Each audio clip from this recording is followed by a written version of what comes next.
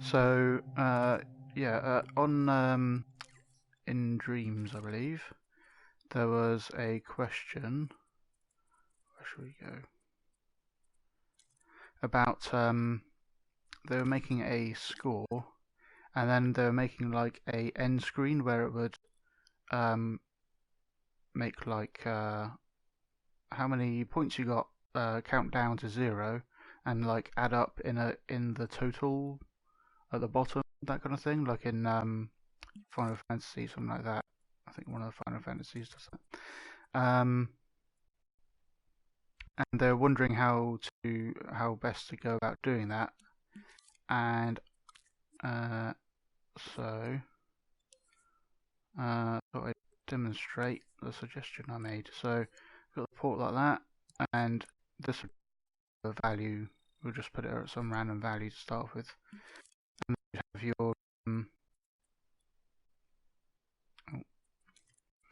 your number displayer like that, and that will display your value.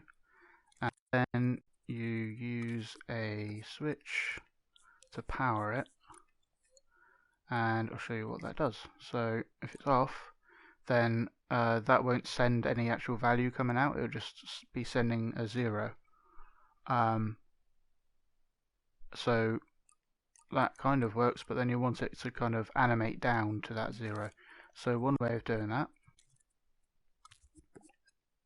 is to put it through a signal manipulator, and then it has this output smoothing. So if I put some smooth fall on, then when I go from on to off, it goes to 0, or it goes to fully off over some period of time, for over 5 seconds.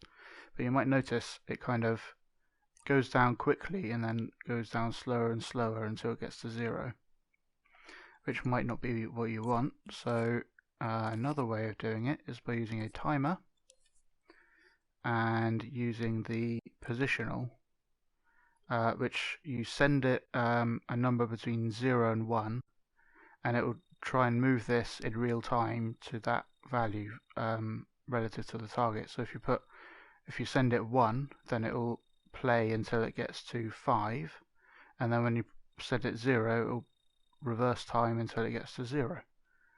So let's plug that in there. So if I send it 1, it will play until it gets to 5. We'll just make that shorter. And then send it 0 by turning it off, and it goes back to 0. So we can use that if we leave it on and leave it full. Then we can use the timer output, which is also on here, which is a similar number. It's between 0 and 1, depending on how far through it is to the target time. So we can use that to power the node. Just move these things over here.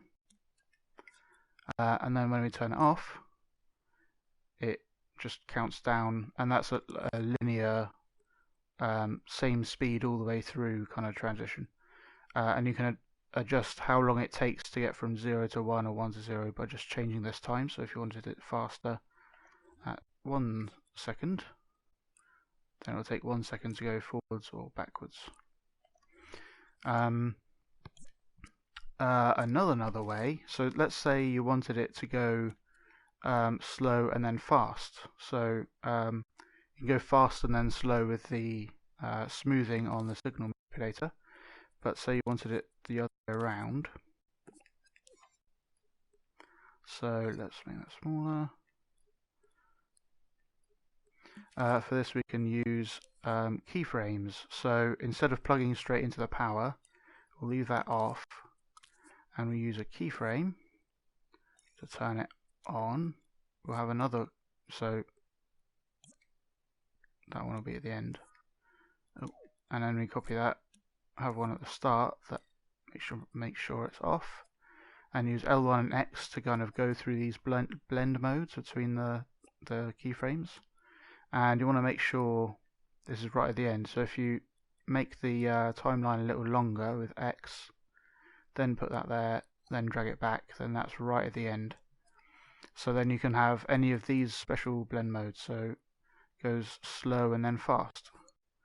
So then we can grab the timer output. So this still sends a 0 between 0 and 1 on this linear motion. And you can plug wires straight into the playhead like that. So then as the timer plays forwards and backwards, it affects what part of the timeline it's currently at. So if we're at 0, then if we just make this a bit longer, then you can see by this curve that it's kind of going slow. It's moving up to this point slower and then faster. So if you watch the number, oh, we've got to have it playing time. Let's put this down to 0. Okay. So it goes very slowly and then it gets faster and faster. And you can affect the strength of that by tweaking this ease in strength like that. So that's really slow, and then it gets faster near the end. So you could have a series of keyframes, whatever you like. This timeline can be as long or as short as you like. It's all, the timing is actually controlled by the timer itself. You like in here, and affect how this value transitions in any way you like.